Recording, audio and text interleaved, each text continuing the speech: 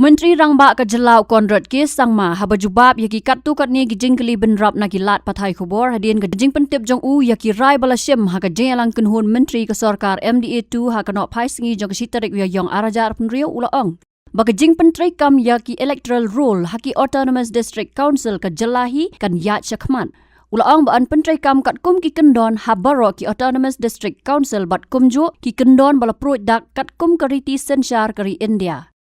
See, we will be coming out with a separate electoral roll. We have made it very clear. And we will be basing it on the basis of the rules that is being followed on all the district councils. And we will be looking at all the constitutional provisions.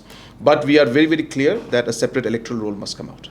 Halor ka jingmi ki jing sngo persya yaki kendon bathamai da katanat kampo yeng ka sarkar India kata babbaro henriu dukhat jong ka Jingrwai ka ri ka Vande Mataram bade bantem lani ruai habaro ki program sarkar ki program kerpang bat ki skul Menteri Rangba ulaong ka Ïakren bat ka sarkar India kadang ya jakman. This was an issue that has come up in the past. We have also discussed this.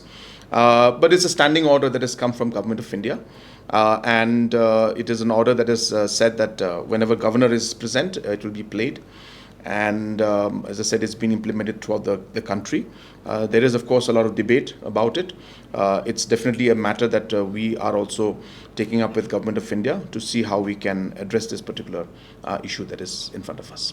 Nolor kini Menteri Rangba ulapan pauru baka sarkar jela kan yatrai lang bat ke Election Commission of India halor ke jingtmu ban pentrai kam ya ka Special Intensive Revision SIR. Yes, SIR is something that we are very keen. As a state government, we feel very strongly that SIR should be implemented, and we are for it. And we will see when the situation arises. We are in touch with Government of India as well as Election Commission has communicated, but we don't have the exact dates and the exact process. But we are definitely, it's something that should be done. Habatin, pej bahagi kishab, kashab plus F. Ka plus F? Hakabam bangibam dunaki eki bataye kamet. Namar kata habathiru atau kau kamlu ka umpnyang kadut pej ya kashab plus F haka jingsom.